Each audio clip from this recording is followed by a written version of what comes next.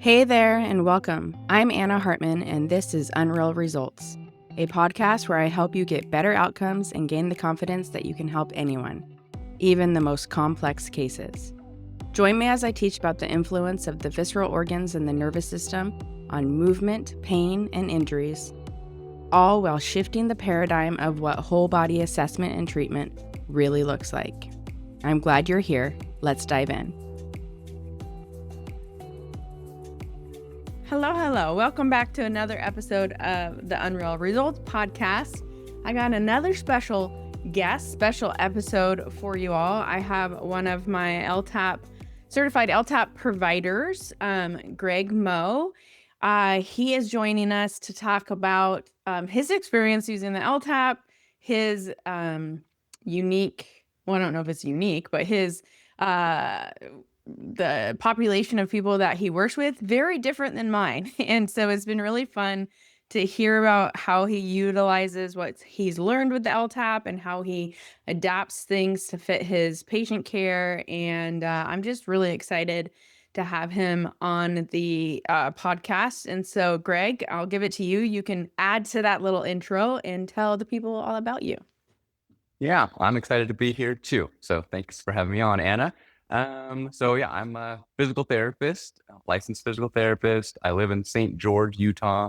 And yeah, the population that I work with, at least for my W-2 job, is the advanced age population. I'd say on average, we're in the 80s.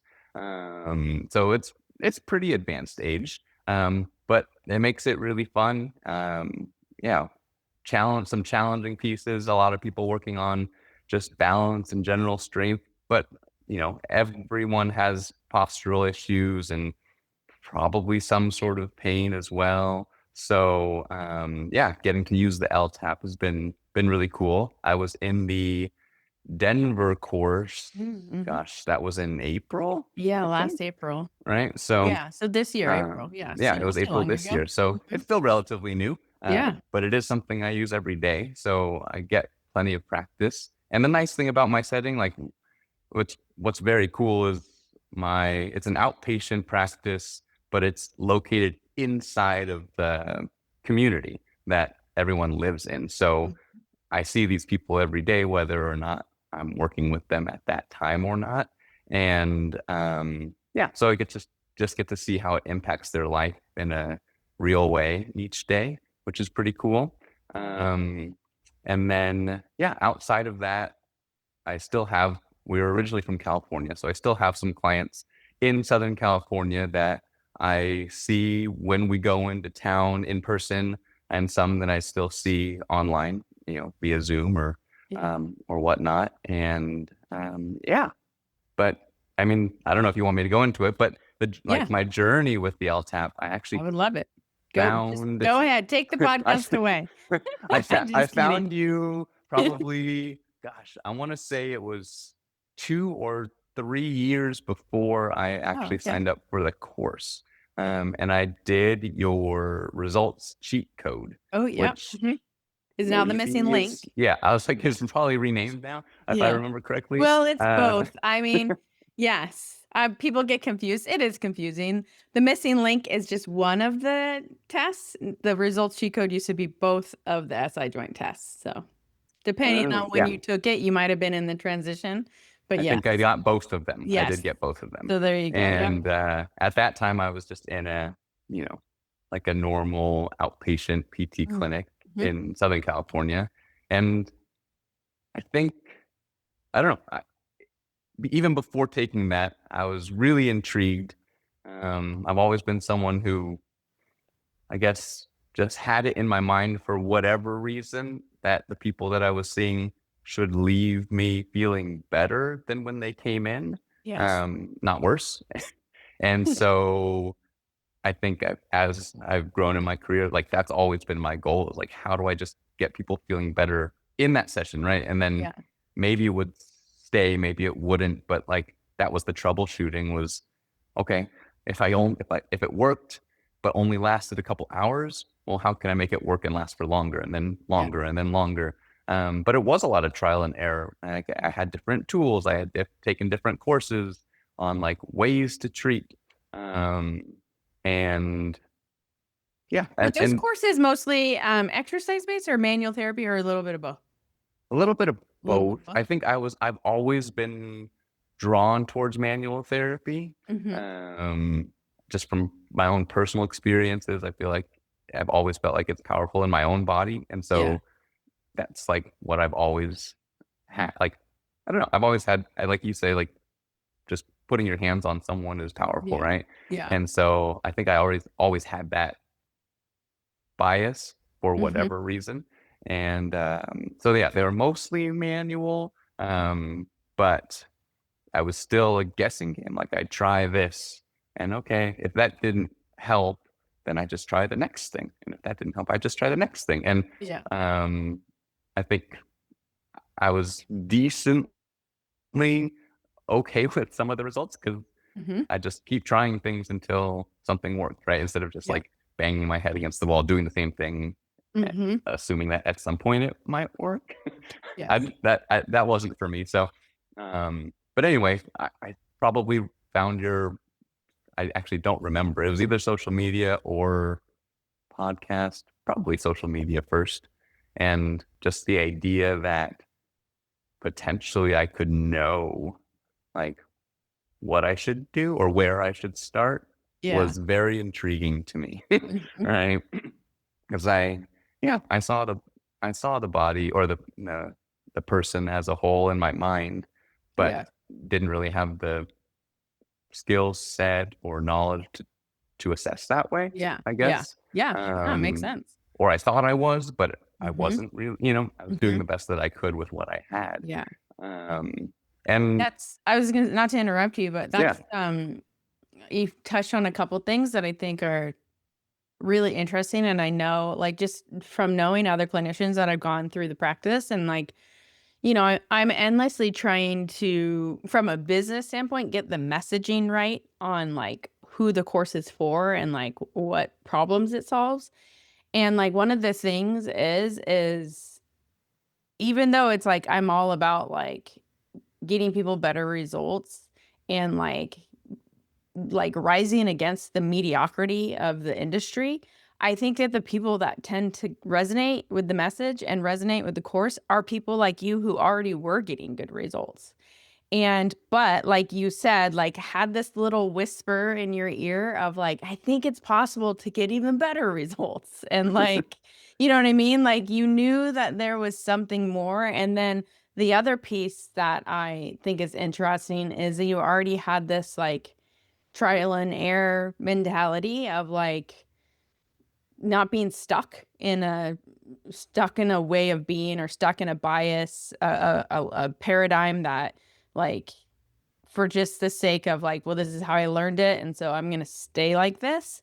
And I think, so I think when you were presented with me being like, hey, this assessment is a way for you to figure out where to start and to consider the viscera and the nervous system, you were like, well, that's one of the things I've not tried before, like, because I didn't have the tool to. So it's like, it just made sense for you. So I love that. Thank you for sharing that. Cause it's like, you're right. Like most of the people who come are great clinicians and just want to keep doing better for themselves and for their patients, and like are like, I don't want to say truth seekers because it's, but like, you're curious cats. Curious. Yeah. Exactly. Curious is the right word. Yeah. I love that. And I feel like maybe, the experiences that I've had, like other people treating me that are unique or different, like that definitely impacted me as well. So I think coming from that background of, I've seen some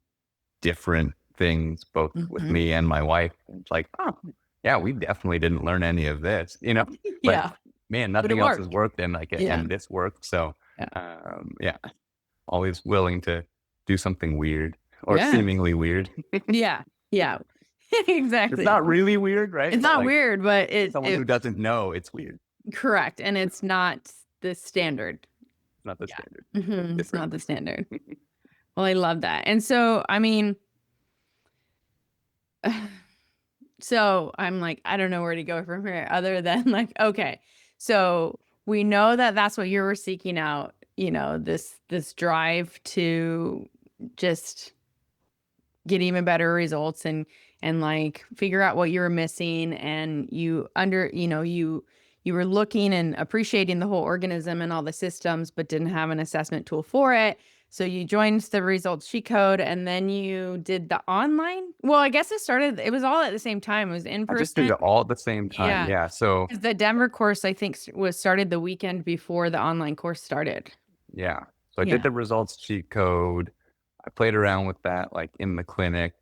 But I think just timing wise and the situation I was in, it like wasn't quite right. Mm-hmm. I had recently taken on the position as the clinic director there. And so I just didn't have that much time to like put into my own skills. Yeah. So there was a lot of other stuff going on that I was learning. You want to be a manager. Yeah. Yeah. Totally different. So totally different. And it just hit me in a place where like, this is cool. And I was playing around with it a little bit, and then it kind of got lost.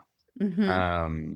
And then at some point, I don't know, let's say a year later, I left the clinic and started doing my own thing again in California.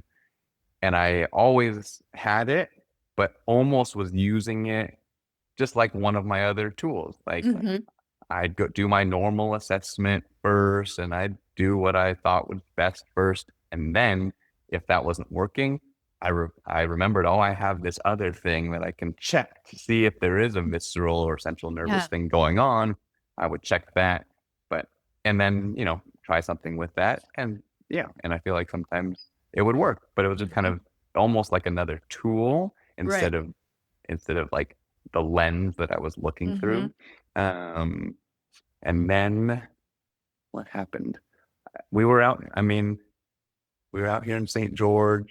And I think I'm always thinking like, not only just how can I get better results, but also with having the desire of like growing a business, how do I separate myself? Like, everyone often talks about imposter syndrome, right? Especially when you're starting a business. Yeah, absolutely. Like, you want to market yourself and you want to believe in yourself. And at the same time, sometimes it's hard to believe that you really can get better results than than other people or things that they've tried before.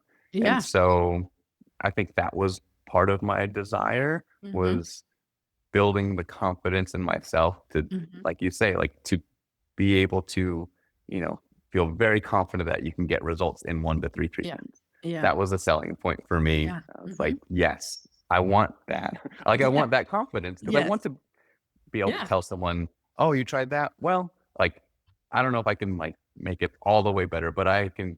But I can move the needle. I can move the needle, right? Because and if I can't, so many people come to you and be like, I've seen this person and this person, and I've done rehab for like years, or this problem's been happening for years, and nobody's been able to fix it. Like, I think that's like, I feel like that's at least for me, every person's story that comes to see me. And so I'm like, I'm not alone in that. And so, I get it. And you're right. I've had other friends that are like, I was like, why don't you just do your own thing? Because they've been like disenfranchised by like the corporate model, and they're like, well, I don't feel confident being able to guarantee results. And I'm like, you already do, but also like, yes, this is a tool to help that, because you're not wrong. Like, when it's scary starting your own business, and as someone who cares about people, which is why we all get into this field, you're very sensitive to the increased cost of cash pay care. And so you don't want to just take people's money unless you know you can get them what they want. And so I think I don't even think it's imposter syndrome. I think it's that. I think it's like, you care so much about the human, and you realize like how hard people work for their money, and how high healthcare costs are, and how high cash pay costs are. And so it's like, you're like, can I really be like, here, come see me for $150 or more? And like you said, you want somebody to leave feeling better, because it feels really bad to take $150 from somebody or more when they leave coming in the same or worse than when they came in. So like, I think that's what it really boils down to is that more than like feeling like an imposter, like, cause that's true. Yeah. It's like, no, because you care so much about the human being in front of you that it's not just a money exchange. It's like it's a huge honor. And like, you realize how much, like what the money is. So absolutely. Yeah, it is. And yes, so sorry to interrupt you, but yes, no, I think that's you're right on point there. Because even, I don't know, I'm sure a lot of other people experience this too, but just pricing your services is hard, right? Like you just feel bad.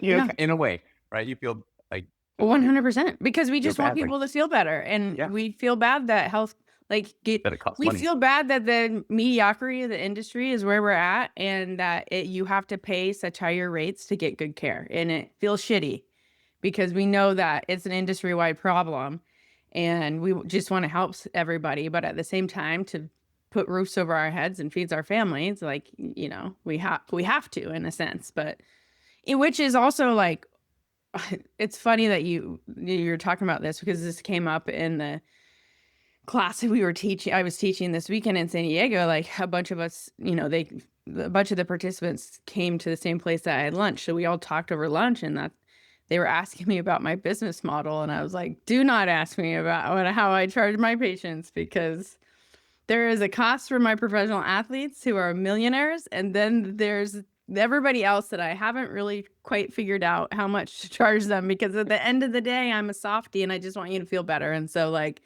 I've got these 7 Navy SEALs who I'm like, oh, don't worry. Like, you're good. I'm just going to help you out because I can. And because I don't think you should pay that much money out of pocket for healthcare. I was like, yes, please don't model my business model. This is why I have another side of my business that also generates income for myself. So, yeah. All right. Well, I love knowing that is part of the reason you took the course. Like, that. My light's turned off. Oh, sorry. I don't know if you can see me. But I can still see you. Yeah. All right. That's good. Yeah. But yeah. And then I'd say taking the actual course, I think I signed up for both in person and online at the same time, and the certification. Like, even though my only experience was the results cheat code and the podcast, I was just like, you know what, it's time. Do it. Yeah, I love it. All in. I'm just in, right? I love it. Right? And I think the other thing, speaking to like that confidence issue, I also think I had heard of like the general listening and craniosacral therapy and different things where like people talk about putting hands on someone and just like the body tells you, right?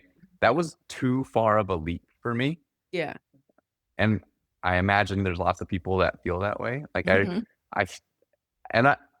believe there are people out there that really have like a gift with touch and just naturally they have it, right? And they can nurture that. But I don't think I had that. Yeah. And I just practiced, because I remember in PT school, like our first anatomy class, they're like, okay, like just palpate this like bony prominence. And I'm like, I have no idea if I have it. I cannot feel anything. I can't feel the bone. Like, how am I supposed to know if something's tight or not? So I just remember that. And so thinking, going from that, like, I can't even tell if I'm on the right bone, to thinking like, oh, I could put my hand on someone's head and be like, yeah, it's your liver. All right. Like that was such a big leap. You're not wrong. So that was the other thing. It's like, that's super cool to like, to have the body, to be able to listen to the body and have it tell you where to go, but not have to jump right into the feeling, the touch, the like feeling. The tactile ability of it. Yeah. Yeah. So not that I still do want to learn that. I think that'd be cool. But so you're right. It takes, it's a big leap, and it takes, I mean, not that I'm like fast by any means, but it took me like a good 5 or 6 years before I felt comfortable with it. And it wasn't just 5 of 6 years of practicing. It was also 5 of 6 years of practicing, along with practicing a lot of like personal development, like removing ego, learning how to just like feel in my whole body, not just my hands, and like really like healing myself from a grief standpoint and from a like who I am as a clinician standpoint. So I'm like, yeah, it doesn't. So now, does everyone go through that journey? Maybe not. But for me, that's the journey it took in order to be able to trust what I feel. And so I'm like, yeah, I see how it's a huge barrier to like, like if that's the only way that you can assess the body, like how the body is talking to you, it's like, you know, not so successful. Yeah. Yeah. So that was my other thing, but I think when it came down to it, it ended up, I did the in-person first and then the online after. That's just the timing of it, how it worked when I signed up. And Denver was the one that that worked best for me location wise. So, but I liked that order. I'm like a pretty tactile learner, a kinesthetic learner. So when like I do something with my body, like I'll probably remember it. Yeah. Right. So it helped to just go through it in the weekend course and like get my hands on, do the thing. And yeah. And so I thought that was, for me personally, I think that was the best way to do it, is like get it all. And now it's in my body. I get it, you know, and now I can go back and like think about the details, or what does this mean, or what would I do in this situation. So yeah, I thought that was really helpful for me. And yeah, like obviously the in-person, you're learning a lot because you're actually practicing on other people and getting feedback. And like all the people there we're all in the same boat. So I think everyone's like in a, I don't know. It was just it's a good group of clinicians. So it really was. That was helpful. And then I think to have the online after, it was good because I was practicing what I had learned as I was like going through the content, or, you know, so if I had questions, I was already practicing what I had already felt in my body over the weekend. So that was really helpful. And then it's, you know, and then after, what is it, 7 weeks, and then it's just a continual learning process. Right? Like like today I was looking up the different nerves around the knee, all like the genicular nerves, and like I was like, huh, I forgot about these. These are like I forget all the time. That's why it's so great to be able to Google it. Yeah. And then I don't know, this was just interesting, probably has not a lot to do, but when I was like dealing with the knee pain and like, oh cool, all these genicular nerves, and I'm like looking it up online, it also said like this is a common spot for a nerve block.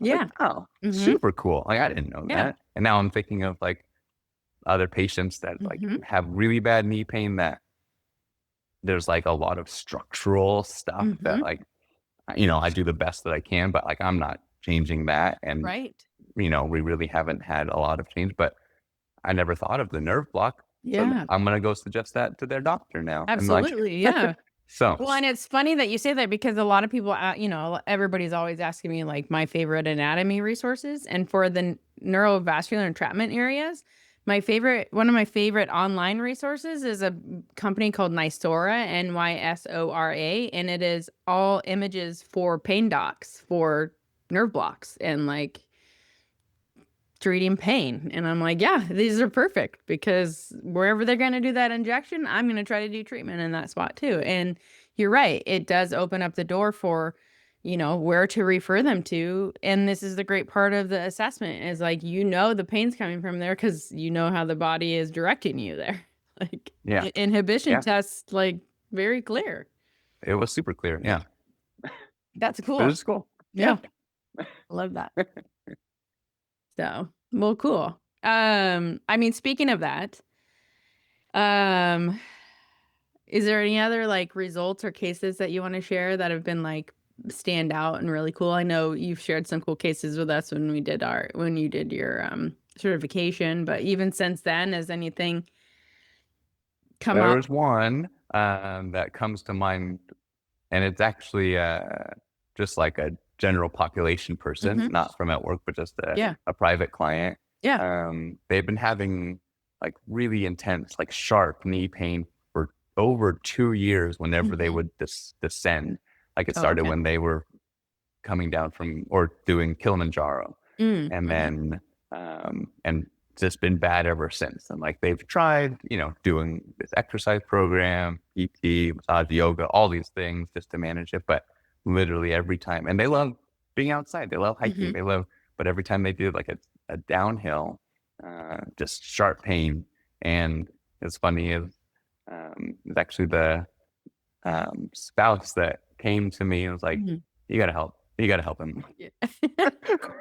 Like, they're like, please, I'm done hearing about it. They're complaining too much. Yeah. And so I'm like, oh, I'll try. I'll try. So I go over and I told him like, don't tell me, like, let me try to listen first. Right. So I'm not biased or anything. And so I, go through the LTAP, and it's directing me to the left lung. And it's kind of like, maybe it's just generally left lung, let's say.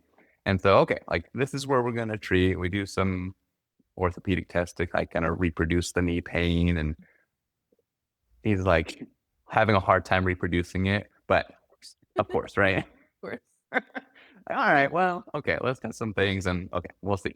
Test, a couple things that I think could change hip mobility and whatnot. And all right, let's try and start getting the backstory. I'm like, this is where we're gonna do treatment. And he's like, you know what? Like a few years ago, I had a mountain bike accident, broke my clavicle on that side. Yes. It's like, oh, okay. So he was like, that's really interesting that you chose that spot.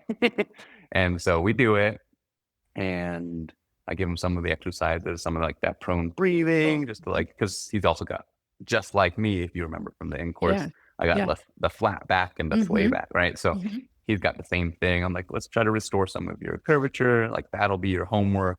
And,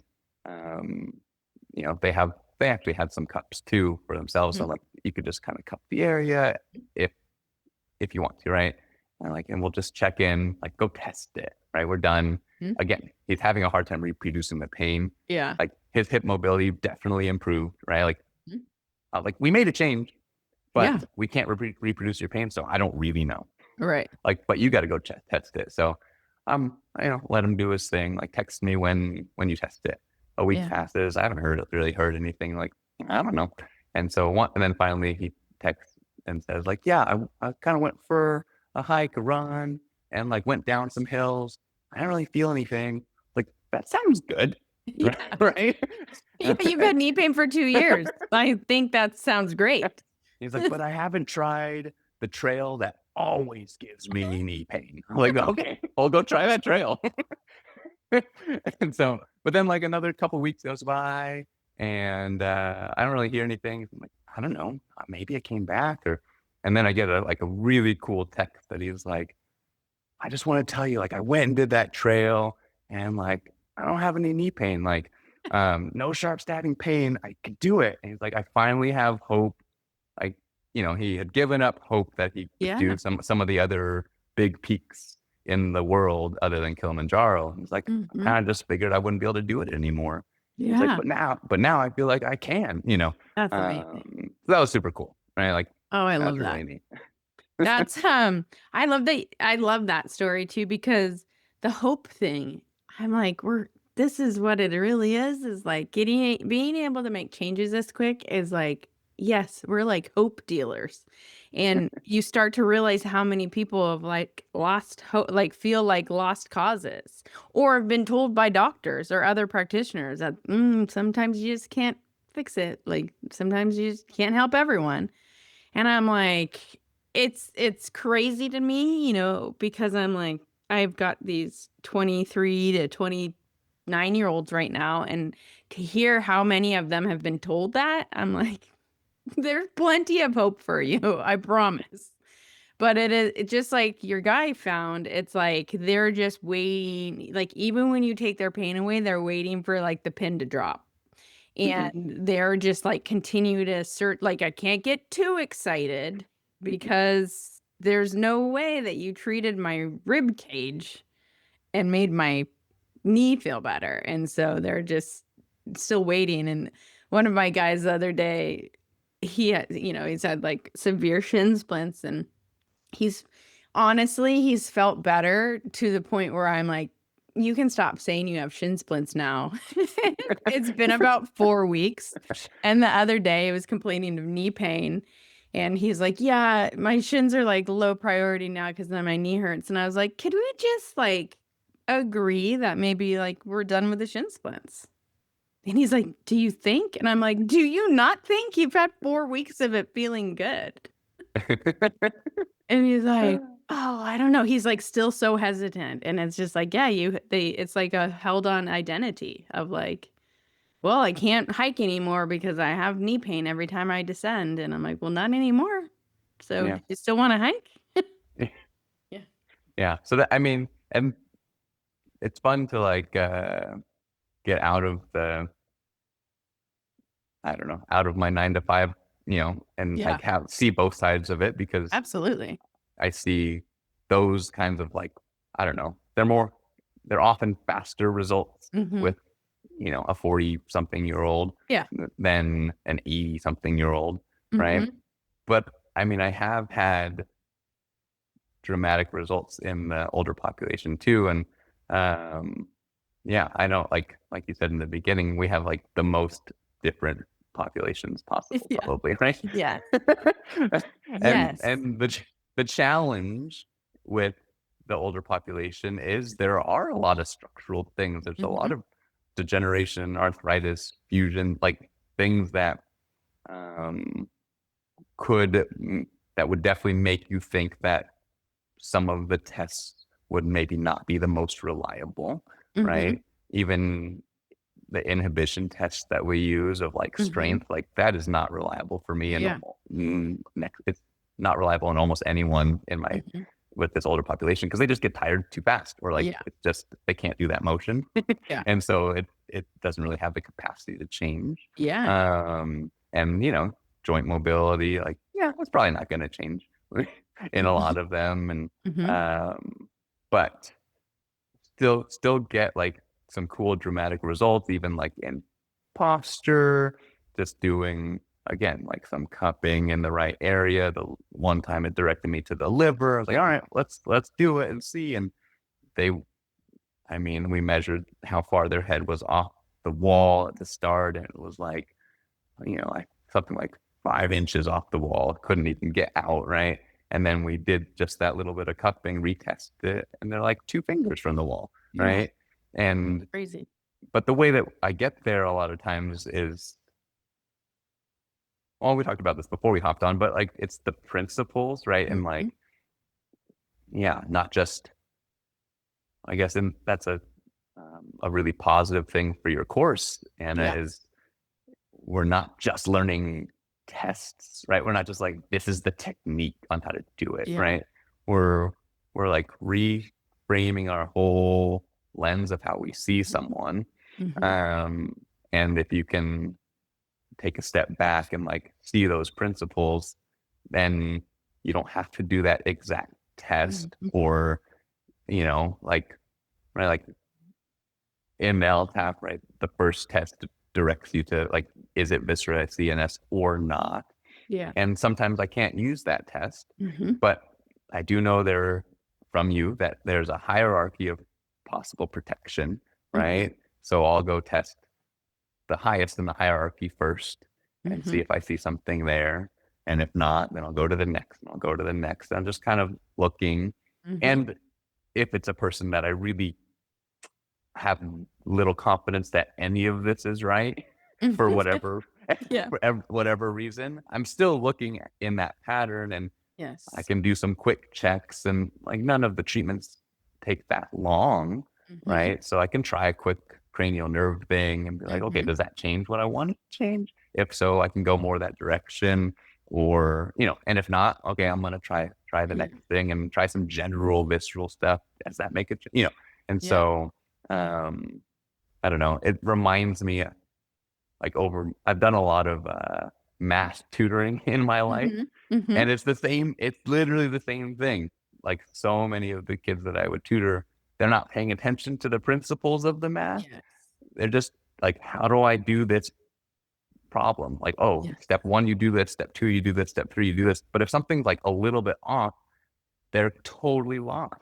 Yeah. Right. Until you say like, no, this is what we're trying to accomplish, right? This is the system. This is, so you get, and once you show them that, then hopefully they can figure out any situation that you give them, right? And I feel like the course is very, very much along those lines. Yeah, absolutely. Yeah. So even if I don't really know if my tests are accurate, I still have like this lens to look through, and so it's helpful even in that case. Yeah. I love that. I mean, and you said that when you know your tests aren't accurate, and you're speaking of the inhibition test, and you said that like the strength test, it's not a good test. It's not a good test because they fatigue so early, and that the definition of a good inhibition test is it has the ability of change. And so you're like, well, it doesn't have ability to change very clearly, especially in the positive direction. It's only going to change in the negative. It's only going to get worse. Yeah, only going to get worse from here. And so it's like, yeah, okay, like you recognize your limitations, and it's funny because yes, so much of the course is, yes, I'm teaching you these techniques, but they're a vehicle to actually teach you the principles, and they're a vehicle to help you critically think through trouble spots of like, yeah, okay, so strength test doesn't work. What else could you do? And it's like, yeah, you're right, it doesn't work. Or you can't find the distal pulse. Yeah, you can't find a pulse. Yeah, makes sense. Neither can doctors in a lot of those patients. So it makes sense. Yeah. So it's like, what are some other options we can do? And then, like, I'm sure there's been moments too that you probably thought some of your patients' structural limitations were structural, and then the body's like, nope. Yeah. Crazy, right? Because some of the people that had big changes were people that I was working with before taking the course. And so like, okay, like I'm trying to mow like the thoracic spine, and you're like, yeah, I don't think there's any motion there. Like literally, I think it's just, I don't think you can move. Yeah. kind of thing, right? Like we'll try. But then to see that change, not even touching the spine, like, yeah, you're like, not what I thought it was. Yeah, well, I was wrong. Okay. Fair enough. Yep. I mean, it's humbling, it's so humbling. Which is great. It's just, I mean, and I'm sure you feel this way too for all your patients. There's just like not a day that goes by that I'm not just like, wow, the body it's just amazing. And every time you think the body's like, no, you don't. Hold my beer. Like, I'm going to surprise you here. And it's like such a more fun way to work. So much more fun. And I think sometimes for our patients, it's more fun too, because it's like, it almost, not only does it restore their hope a lot of the times, but it makes them not feel so like, yeah, I guess it's just the hope part. It's like, they get to be in awe of their body too. And they also get to like have their autonomy back and realize that some of the stories that they're told from other health practitioners are maybe not ones they should hold on to. Yeah. So, yeah. I love that. Yeah. Well, that's cool. I know we're getting towards the end of our hour together. So what are your parting words for someone who might be on the fence about if now is the time to sign up for the online course coming up, or an in-person course, or both? What would you say? It's just anybody on the fence. Very simply, I'd say just do it. Yeah. Sponsored by Nike. There you go. I'm just kidding. It is. I mean, that's fair. At some point, if you're interested, you kind of just have to take action, right? I think that's, I mean, whether it's in business or like as a clinician, like you need to take the action and go, right? Because nothing's going to change until you do, right? Nothing changes until it does. Yeah. You know, go take another course or whatever. Like, go take something, right? If you're stuck or if you're wanting more, I mean, this has been the most valuable class for me out of all the classes that I've taken, because everything else was treatments, right? Like that. I actually can't really think of another class that I've even come across that's like, no, this is like a different framework for assessment. Yeah. And then that you can use all those treatments that you've learned in other courses. And you can use everything else, right? And you can still learn more.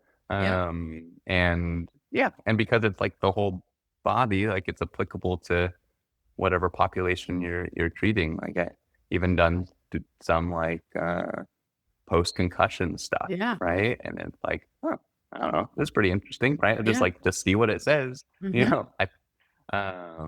And so that, I'd say just like jump in. I mean, my personal bias is like the in-person is great. Like, if you can, right? Like that's what I would do, because at some point you have to feel it in your own body. I would agree. And so, but I think together, like the amount of support that you get is really valuable. So I think it makes sense why, like for the certification, like you got to do both, right? You got to put in the time.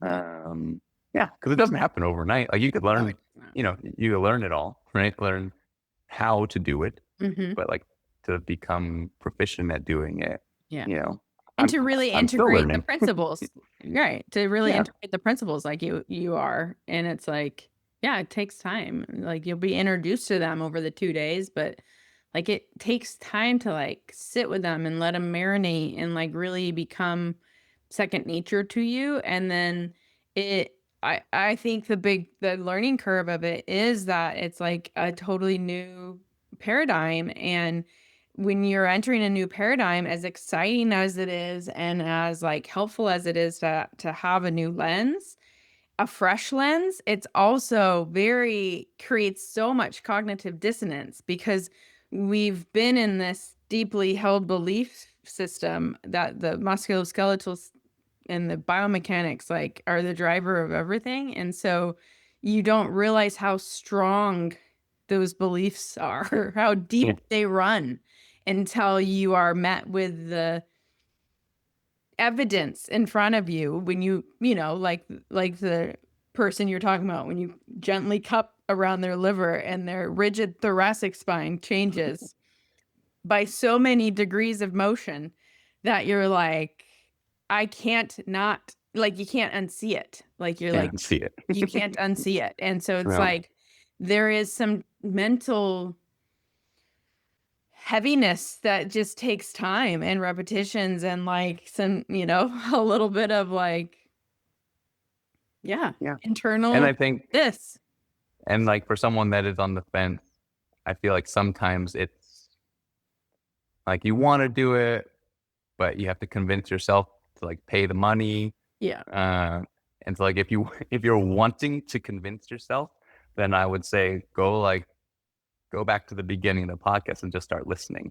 Because like I did that when I signed up for the course, because I think I had a month, and I just like, I'm gonna try to listen to every podcast. You did. You binged to the podcast. I remember that. Yeah. Right. So and every time, and doing that got me really excited. Yes. So if someone's like, I want to do it, and there's that part of that really wants to do it, I think that's a good way to like pull the other part of you along. Is just start binging the podcast, because it's that's so cool. Oh, that's so cool. Oh, that's so cool. Right. And then you can convince yourself like, all right.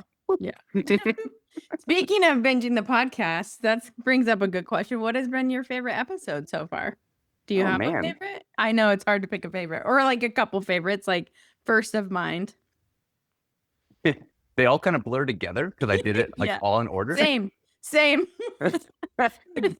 But I will say that the story that first comes to mind, I don't know if I will say it's my favorite, but I remember the one that you were talking about, your own, what was it?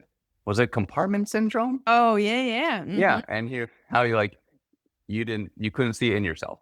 No, right? No. And like, I did not see how that was like a totally not normal response.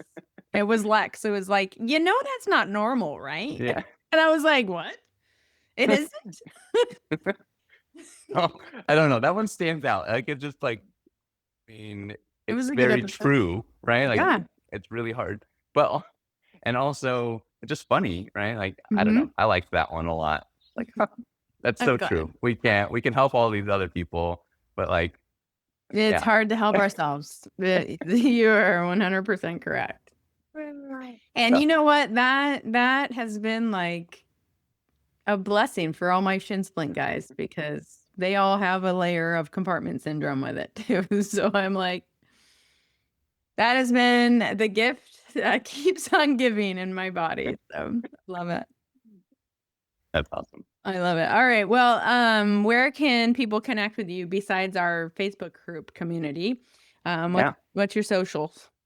Just Instagram. It is at GregMoeDPT. So GregMoeDPT. That's the easiest way. Cool.